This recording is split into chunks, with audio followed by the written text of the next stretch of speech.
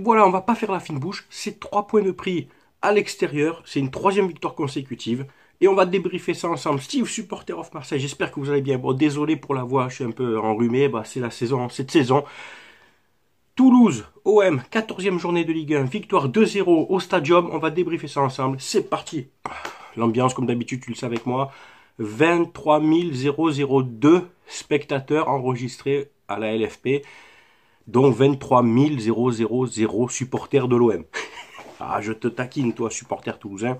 Bon, évidemment, c'est dit à chaque fois quand l'OM se déplace à Toulouse, l'OM joue à domicile. Parcage plein, plus les supporters qui étaient répartis dans le stade. Bravo à vous les gars pour l'ambiance, on vous a entendu tout le match. Et vous avez fait honneur encore à nos couleurs et à notre club. Pour le jeu tout de suite, bon, je te mets déjà les stats du match, hein, que tu peux voir ici. Bon, possession de balle, on a eu les 2 tiers du temps le ballon, ce qui était logique, et encore plus quand on a joué à 11 contre 10. Enfin, à 11 contre 10 sur le papier, parce qu'avec Strootman, au début, c'était même l'inverse. On était à 10 contre 11, t'as vu? Et ouais, Strootman. Bon, Mandanda dans les buts. Mandanda impeccable. Impeccable. Le peu qu'il a eu à faire, il nous a sauvés, parce qu'à 0-0, sur une tête d'un Toulousain, je crois que c'est Sanogo, s'il fait pas cet arrêt réflexe, on est mené, et après, franchement, c'est pas dit qu'on revienne au score. Donc bravo à toi Mandanda, encore dans la continuité de tes performances, il n'y a rien à dire, je crois que c'est tout. Je le couperai même pas au montage, tu vois, c'est ma femme qui rentre et qui vient de m'insulter. La défense centrale inédite, mais défense centrale du centre de formation. Putain, ça fait plaisir, ça fait honneur, quoi. Camara, Perrin. Perrin, vous le savez que j'aime beaucoup ce joueur, de par son engagement, sa force mentale, son culot, hein, parce que il se porte sur les corners, on l'a bien vu, presque il marque de la tête. Donc c'est un joueur que j'aime beaucoup, qui a fait sa part, hein, parce que bon, en face il y avait des joueurs d'expérience quand même à Toulouse. Et avec Camara, ça s'est bien entendu. Camara qui a touché énormément de ballons, qui en a récupéré pas mal aussi. Donc voilà, on a été rarement mis en difficulté et ils ont fait un bon match. Bounassar, Sakai, c'était latéraux qui ont permuté en deuxième mi-temps. Villas-Boas a dû se dire, je laisse Sakai à droite et pour mettre Bounassar à gauche, mais bon, Bounassar qui n'était pas habitué à jouer arrière gauche, donc tant qu'à faire, je remets Sakai à gauche et Bounassar qui est plus à l'aise arrière droit. Bon, Bounassar aussi qui a fait un match correct, qui a récupéré aussi pas mal de ballons, qui a essayé d'apporter offensivement. Bon, sur les centres très discrets, très peu de centres de la part de Bounassar, Sakai qui a centré un peu plus, mais je pense que la consigne du coach était de rester jusqu'à la ligne médiane. On les a peu vus se porter vers l'avant, et pour éviter de se manger des contres dans leur dos. Mais un match solide défensivement. Le milieu de terrain, donc c'était Strootman, Sanson et Rongier. Bon, Rongier, si tu veux profiter, c'est le moment, c'est la saison, c'est les Black Friday. C'est-à-dire, si tu veux acheter une machine à laver Valentin Rongier 12 programmes, c'est maintenant. Si tu achètes une Rongier, tu as un Strootman offert. Strootman, tu la revends tout de suite hein, sur le bon coin. Et tu gardes la Valentin Rongier. Non, Valentin Rongier encore au top. Justesse technique, rapidité d'exécution, comme je dis souvent, il contrôle le ballon tout de suite, hein, il arrive à éliminer, ou il a la vista, il a la vision du jeu, il te la ressort propre, il la donne intelligemment, enfin, c'est un joueur qui économise pas ses efforts, c'est le joueur qui a tenté le plus de frappes au but, hein, 3 frappes cadrées sur 4 tirs quand même. Franchement, c'est vraiment le joueur qui t'apporte une aisance technique encore plus au milieu de terrain, et qui te rassure le milieu de terrain, et qui te permet de relancer le jeu proprement, quoi. Strootman, bon, on va en parler vite fait. Strootman qui, mine de rien, j'ai regardé les stats, a récupéré aussi pas mal de ballons. Bon, il en a récupéré 14, il en a perdu 14. Donc ça s'équilibre. Il a été disponible. On l'a trouvé. Il a pris des ballons. Mais le problème, c'est que sur la ligne médiane, quand tu es joueur numéro 6, eh ben, il reste, on dirait qu'il c'est un plot, quoi. Il reste autour de ces 10 mètres de circonférence. Et si le ballon passe un peu à côté, il va pas aller le chercher, tu vois. C'est ça qu'emmerdant, c'est qu'on dirait qu'il est lourd, on dirait qu'il n'a pas d'explosivité.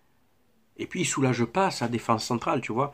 Donc je ne vais pas dire que c'était un match médiocre de Strootman, parce qu'il a fait pire, mais on va dire que c'était un match moyennasse. Voilà, moyennasse, parce que voilà, il était bien entouré avec Rongier, Sanson qui, paradoxalement, pour un milieu de terrain, est un des joueurs qui a touché le moins de ballons. 48 ballons touchés par Sanson, beaucoup de ballons perdus. On l'a plus vu essayer de se projeter vers l'avant, mais c'était très maladroit, c'était assez brouillon, c'était un peu le chien fou que tu lâches la laisse et il va de partout. Donc je ne vais pas l'enterrer parce qu'il a déjà fait des super matchs, notamment contre Lyon il y a 15 jours. Mais voilà, ce match-là, Sanson, j'ai senti un peu éparpillé, tu vois, et un cran en dessous par rapport à Rongier, par exemple. Lopez, bon, le petit Lopez, pareil, Par rapport au match de Lyon, ça n'a plus rien à voir. Bon, là, Lopez, en face, il y avait le défi physique, hein, des joueurs toulousains qui sont costauds. Bon, il a perdu beaucoup de ballons, il a les actions offensives, ben, il les a souvent annihilées à lui tout seul, ou alors il perdait les balles, il les donnait pas justement. On l'a difficilement trouvé. Bon, Lopez, tu vois, c'était pas un match pour lui. Tu vois, moi, même quand j'ai vu la compo, que j'ai revu Lopez à droite, je dis non, tu vois, moi, j'étais pas pour ça, quoi. J'aurais préféré voir Radonjic d'entrée. Si je dis pas ça parce qu'il a marqué, on en reviendra après. Ou le jeune Ake, mais pas Lopez, tu vois. Enfin voilà. De l'autre côté, c'était Payet. Payet, voilà, qui s'est cantonné tout le match. Il était sur son couloir. Et moi, je suis contre ça. Même quand il est sur son couloir, attention, la justesse technique, il a toujours. Mais les possibilités sont limitées. Tu es dans le couloir, donc tu es enfermé. Tu sais que tu peux pas donner à gauche parce que tu es au bord de la ligne de touche. Pour remettre dans l'axe, c'est compliqué aussi. Tu es obligé de faire un effort individuel. Moi, je ne comprends pas. Si c'était une consigne du coach, hein, je ne comprends pas de dire à Payet, reste à gauche dans le couloir. On l'a bien vu sur la dernière demi-heure, quand il a commencé à jouer dans l'axe, on l'a bien vu tout de suite que c'était efficace. Il apportait plus de danger. D'ailleurs, la passe D, c'est quand il joue carrément en vrai 10, quoi, tu vois. En fait, Payet à gauche, non, je suis pas pour. Je suis pas pour. Je pense qu'on peut rebondir sur ça en disant que, avec le retour de Thauvin dans quelques temps, on pourra réellement jouer en 4-2-3-1 pour optimiser le talent de tous à chaque poste. Thauvin à droite, Payet en vrai 10, et à gauche, tu mets Radonjic, Ake, en fait, tu as du choix, il n'y a pas de problème. Avec deux milieux défensifs devant ta défense. Rongier, Sanson, Rongier, Lopez, Rongier, Strootman, en fait, t'as du choix, il n'y a pas de problème. Rongier, Camara, et puis il y avait Benedetto devant. Alors Benedetto, comme je disais à mes potes, à la mi-temps, je vois, il m'a gonflé. Puis finalement, en réfléchissant, je me suis dit, non, c'est pas qu'il m'a gonflé, c'est qu'il a peu de ballons. Il a très peu de ballons, forcément. Si tu comptes sur Lopez pour lui en donner, qui était à la rue, et Payet qui était scellé sur le couloir gauche, en fait, entre Benedetto et ces deux milieux offensifs, il y avait à chaque fois 30 mètres d'écart. C'est énorme. Surtout que la largeur du terrain, quoi. En fait, les trois joueurs se répartissaient la largeur du terrain. Si c'est pas de temps en temps Sanson ou Rongier qui se portaient vers l'avant dans l'axe, derrière Benedetto, c'était creux, c'était vide, il y avait tout cet espace vide. Et tactiquement, c'est pas bon, parce que tu balances un ballon à Benedetto au milieu de trois défenseurs toulousains, il va le perdre, et ils ont tout le luxe de relancer dans l'axe puisqu'il n'y a personne. D'où l'intérêt, voilà, de jouer peut-être en 4-2-3-1 ou en 4-4-2, on l'a bien vu après quand Germain est rentré. On l'a vu quand Germain est rentré. Qu'est-ce qui s'est passé sur le but? Pourquoi on a marqué rapidement? Je dis pas, c'est grâce à Germain. Et encore qui se bat sur le but, je regarde bien, c'est lui qui tacle devant la surface, qui arrive à récupérer un ballon dont après Payet récupère, dribble et la donne. Mais le fait de faire entrer un autre attaquant, les défenseurs toulousains sont obligés, même inconsciemment, de lâcher un peu Benedetto d'un œil pour regarder Valère Germain, ses appels, etc. Donc ça a laissé un léger espace, ça a laissé une fenêtre pour Benedetto qui en a profité tout de suite. Payet en 10, la glisse, ouverture du score. Et là, soulagé quand même. Radonjic qui a remplacé Lopez pour du poste pour poste. Alors Radonjic, il y a ceux qui ont aimé sa rentrée, comme il y a ceux qui n'ont pas du tout aimé malgré son but. Certes, il prend 20 ballons, il en a perdu 10, c'est la moitié, tu vas me dire, c'est beaucoup. Mais forcément, quand tu percutes, quand tu dribbles, que tu provoques, tu as plus de chances de la perdre que de la gagner. Mais il a eu le mérite quand même de rentrer dans la surface, de crocheter, belle frappe enroulée. Son premier but, il était temps, je suis vraiment content pour lui. Honnêtement, quand il a marqué, ça m'a fait vraiment plaisir donc pour l'équipe et vraiment plaisir pour lui individuellement. Parce que le pauvre, il y a eu plein d'occasions avant. Je sais que pas beaucoup de gens n'aiment ce joueur. Moi, je trouve qu'il a des qualités. C'est pas évident de s'adapter. Changement de championnat, la langue et tout, etc. La saison dernière avec Rudy Garcia, ça s'est pas bien passé, mais ça s'est pas bien passé avec tous les joueurs. Donc forcément, l'acclimatation était vraiment, vraiment difficile pour lui. Moi, je pense qu'il faut lui laisser encore un peu de temps, lui laisser sa chance. C'est un jour qui va nous apporter.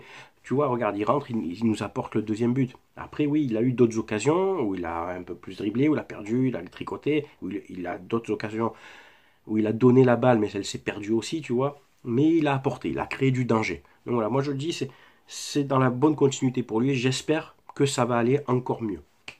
Et après, il y a eu la rentrée du petit Ake que j'aime beaucoup à la place de Benedetto. Bon, pour faire souffler, faire tourner, donner du temps de jeu, il n'y a pas de problème. Bon, le carton rouge toulousain, vite fait, bon, je pense qu'il est justifié. Hein. La faute, elle est avérée, le pied est haut. Je pense que même si ça se siffle contre nous, on ne va pas crier au scandale. Donc, premier carton jaune, il vérifie avec la VAR, carton rouge. Bon, c'est justifié, les gars.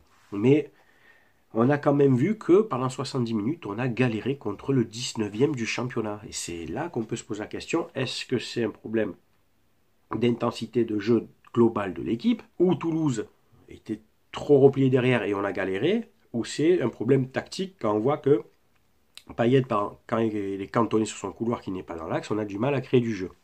Ouais, à tous ces points de vue, je te pose la question pour toi. Qu'est-ce qui a fait que pendant 70 minutes, on a galéré contre le 19e? Le petit Perrin qui a mis une tête en première mi-temps, parce que les 15 premières minutes, bon voilà, on les a étouffés, hein, clairement. Hein. Pressé haut, mais on n'a pas su tuer d'entrée. Le premier quart d'heure, je pensais qu'on allait planter au moins en première mi-temps. C'était d'ailleurs un des pronos de mon pronostic. Je pensais on aurait gagné la première mi-temps. Tant pis, c'est pas grave. Enfin voilà, on enchaîne une 3e victoire consécutive. On est 2e. Premier but de Radonjic, 3-2-1. Voilà. J'espère qu'on va continuer cette série, qu'on va garder cette place sur le podium jusqu'à la trêve. Hein. Et après, on verra hein, ce qui peut se passer. Avec un mercato d'hiver peut-être un peu malin, un peu judicieux. Et puis, il faut nous souhaiter que du bon, hein, d'encourager cette équipe, d'encourager cet entraîneur. Rien à dire de plus sur ce match. Vous le savez, avec moi ici, on parle foot. On est là pour débattre tactique, pour échanger ballon. Vous pouvez bien sûr inviter vos amis à venir. Facebook, chaîne YouTube, Twitter, Instagram. Vraiment désolé hein, pour la voix et pour l'état. Je suis vraiment pris au nez. Et je vous souhaite à tous de passer une très bonne semaine. On se voit pour le débrief de OM Bretz pour le week-end prochain. Ciao, ciao tout le monde. C'était Steve, supporter of Marseille. À bientôt.